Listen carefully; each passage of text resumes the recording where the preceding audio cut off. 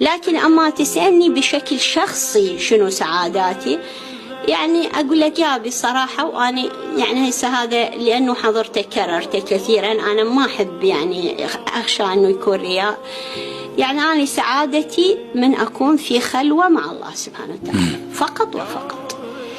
وإذا فاتت علي فترة يعني ما مصلية مثلا تحت السماء مباشرة بالحديقة بالطار، تحبين تصلين يعني اي وحدي وفي مكان بدون حواجز يعني؟ اي يعني وفي أسوأ الأحوال يعني من نافذة.